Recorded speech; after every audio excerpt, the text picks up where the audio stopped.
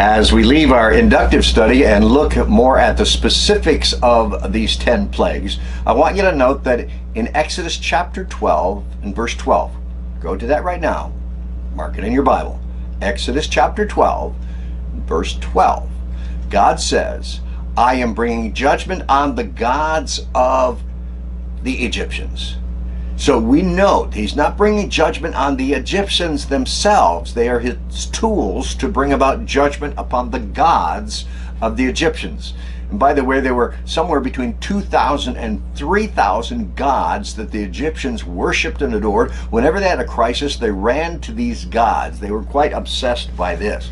Now, I can't give you a list of 2,000 or 3,000, but I can give you a list of over 200 of the gods of the Egyptians, and we have those listed. I've received that from another source, and I'm printing it, keeping their copyrights on it so you know where it came from. But I think that's significant that you can read through there and note the gods of the Egyptians, because they were gods that were enemies of our God, enemies of Jehovah. And Jehovah was doing these miracles that he might prove them wrong and that he had all power in heaven and earth. Now, we've given you a colorful chart. This colorful chart is in the documentation. You can pull it and print it out. It's very easy to read. I didn't invent the chart, but I've adapted the chart because I didn't agree with every identification that they had of the different gods. And you could do the same thing as you read through the many gods. There are many gods that are being addressed and not just one for each plague. So you could go through and you can decipher which gods are being addressed. And I've done that here and kind of put that into a format you can see and understand. Now, as we look at those different diseases, those plagues that God brought against the Egyptians, I want you to understand that there are many, many gods and many that are being addressed in these 10 plagues. So be reminded, Exodus 12:12 tells us that God is judging those gods of the Egyptians. Now, let me pause here for a moment. And I want to walk you through very quickly the 10 plagues and identify verbally and on this video what those 10 plagues were. Now, in your own discussions, in your own thoughtfulness, you can go through and argue with yourself about whether this is natural disaster or whether there was a divine intervention on behalf of Moses and the people of Israel. Now, we begin our reading in chapter 7. We go through chapter 11, and then it begins the whole part of the Passover. We're skipping that because that'll be another lesson. And then we come back to 12, in which we finish off the death of the firstborn, and that's the last plague. So first of all, we read concerning the plague of blood, where Moses takes his staff and he puts it over the water, or he gives it to Aaron, and Aaron does that, and the waters of the Nile turn to blood. Now note this, it does not say they looked like blood or it turned red. It did not say it was a red algae. It was turned to blood. They all understood that. As a matter of fact, the magicians did the magical formulas of whatever they did by demonic forces, and they were able to turn water into blood. You saw that in Cecil B. DeMille's movie, The Ten Commandments, where they pour out a vessel of water, and as it's pouring, it goes from clear into red blood. Now, the Bible is very clear that the water turned to blood. You may not be able to explain that naturally. You want to look for some scientific thing and say, ooh, maybe that was the red tide. Well, if it was a red tide, how did it get into all the jars and the buckets? The buckets that were already filled with water were turned into blood, and all the ponds and all the reservoirs and all the streams turned into blood. We don't know that, but it lasted for 7 days. It was quite a miracle.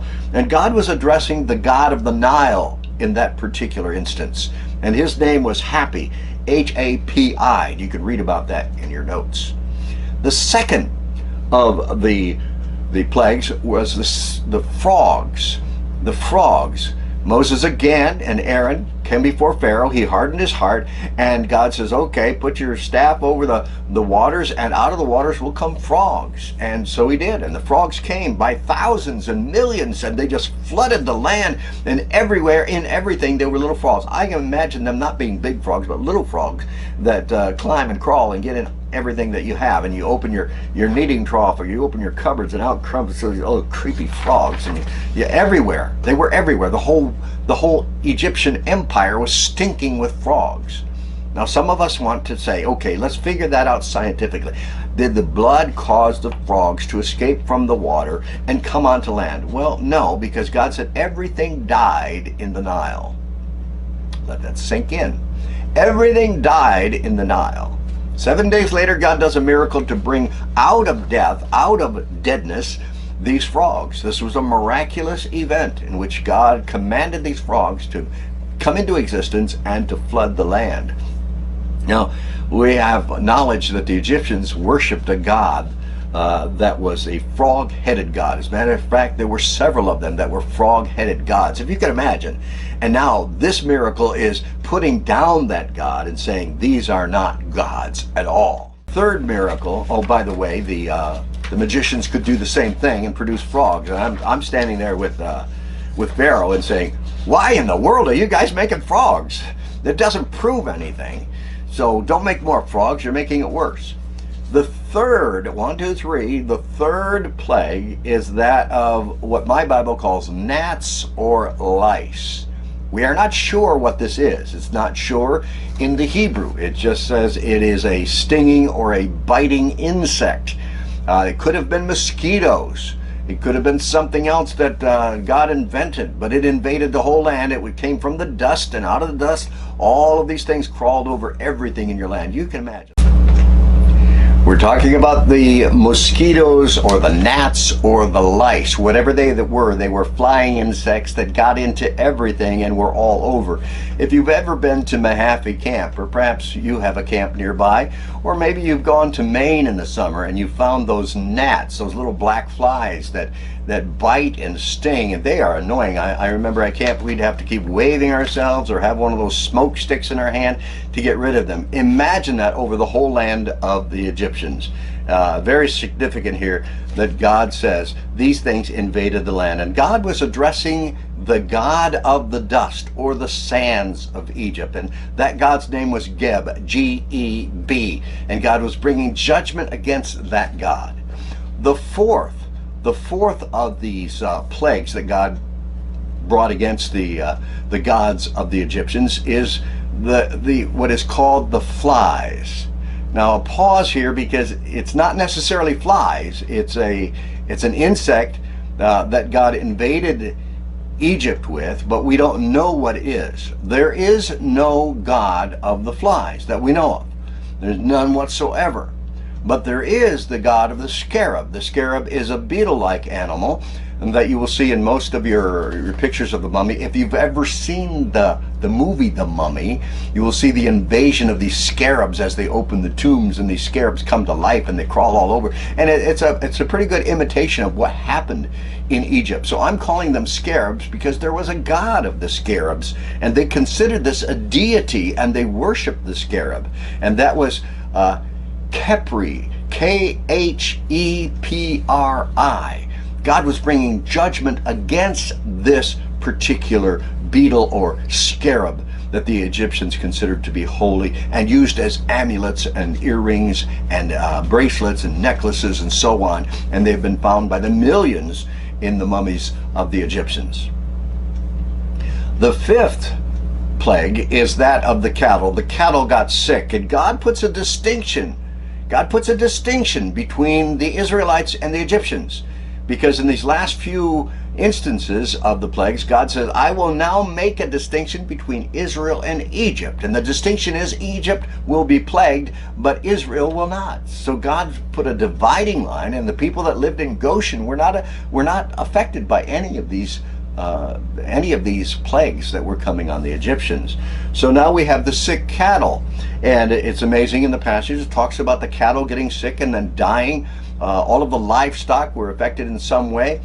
We don't know to what extent, but we know that it says that they were dying throughout the land, and it affected every man, woman, and beast. But it did not affect the Israelites. Oh, I'm sorry, that's it affected not man, woman, and beast. Try that again.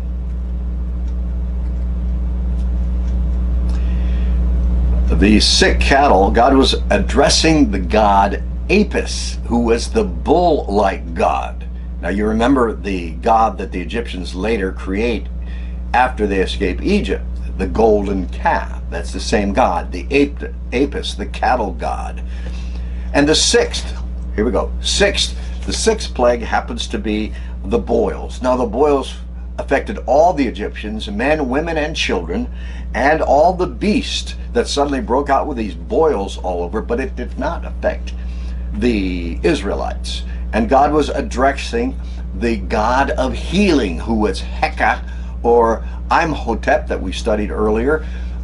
These were gods that people worshiped that were the gods of healing, and nothing would heal these boils. In fact, the priests could not minister in their pagan temples because they had boils and they were defiled, and it says they could not even stand before Moses because of these boils. The seventh of these, the seventh plague, is the plague of hail. It says that the hail came down in such torrential rains of hail. This was ice crystals falling on the land and destroying everything. They were warned to get their cattle out of the fields, to get everyone out, because the hail would be so heavy and so intense that it would kill everything. And it did. Many people did not listen, and they left their cattle out, or they themselves were exposed, or their slaves were outside, and they died because of the hail coming on them. God was addressing the heathen god, the Egyptian god called Nut, N-U-T. And Nut was the god of the sky and the air. Reminds us of Satan being the prince of the power of the air, the principalities and powers of the air, and the spirit that now works in the children of darkness. So God again was judging the gods. He was not judging the Egyptian people. He was using them as his tools. And the eighth one was the plague of locusts. Now, locusts were known to invade the land from time to time, but this invasion was so intense and so strong that everything that was green, everything that was left from the hail, everything that was left of all the other things that were plagued was destroyed. There was no vegetation whatsoever in the trees, in the bushes, in the plants that were growing. Only the things that were planted in the ground and safe were protected. But the locust ate everything. You can imagine all the granaries were emptied. God was addressing the god of the granaries. There was a god of the granaries, actually several of them. Neper and Nepri were two of the gods of granaries that the god that they worshipped would bless. But one strong god was Renenutet, and Renenutet was the gods and goddesses of the grain and granaries. So you see, God was addressing not the Egyptians, but he was addressing the gods that they worship, proving that he alone is the Lord God over all of these imitation gods. The ninth, next to the last one, was the plague of darkness. This was a plague where darkness was over the land of Egypt, but not over the land of Goshen where the Israelites were. Very distinct, and says the darkness was so thick that you couldn't see the hand in front of your face. People could not go out in the darkness. It was almost as if they took their lamps outside, and God was saying even the lamps wouldn't show where they were going.